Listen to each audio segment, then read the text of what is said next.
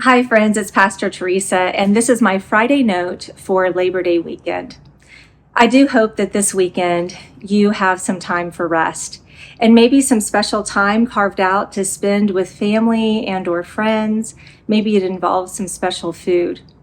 Well, it was a little over 10 years ago that I read these words in a San Antonio newspaper.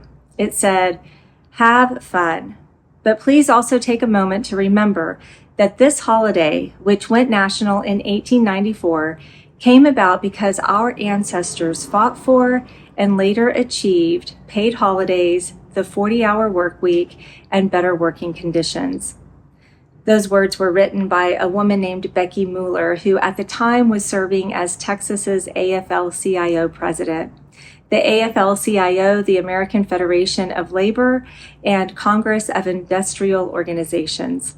Becky was also a member of Buda UMC at the time, where I served as pastor.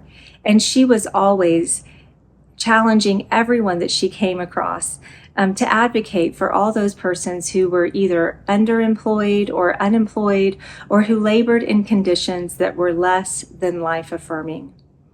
I'm proud to say that the United Methodist Church has long been invested in the labor movement. It was in the 18th century that the founder of Methodism, John Wesley, preached about society's need to care for oppressed workers. He had a special concern for coal miners and was an early opponent of child labor.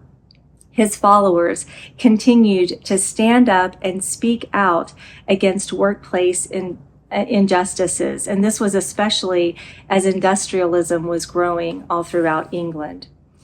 Then it was in 1908 that early Methodists wrote and adopted a social creed that contains these powerful words. "Today is the day. God cries with the masses of starving people, despises the growing disparity between the rich and the poor, and demands justice for workers in the marketplace." Likewise, the General Board of Church and Society of the UMC is dedicated to the work of living faith, seeking justice, and pursuing peace. This agency in our denomination has their working headquarters in DC, and it is the only non-governmental building on Capitol Hill.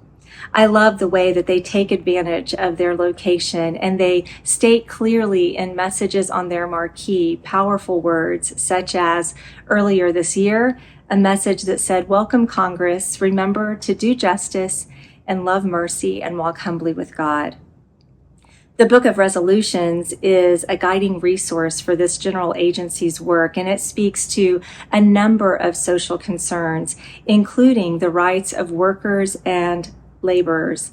It states this: "Employers have a particular responsibility to treat workers fairly and empower them to organize to improve conditions.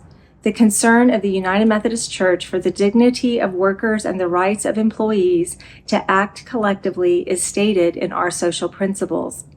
In response to the increasing globalization of the economic system, the widening disparity between rich and poor, and attempts to deprive workers of their fundamental rights, the Church reaffirms its position in support of workers and their right to organize."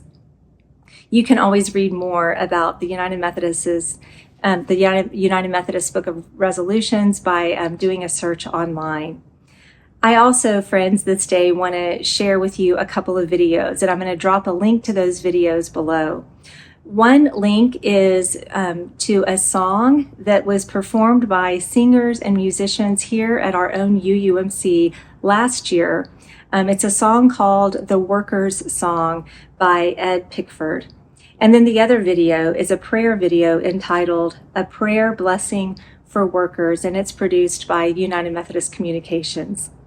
Again, I'm grateful for you, the members and friends of UUMC, for the many ways that you bear witness to the work of justice in God's world.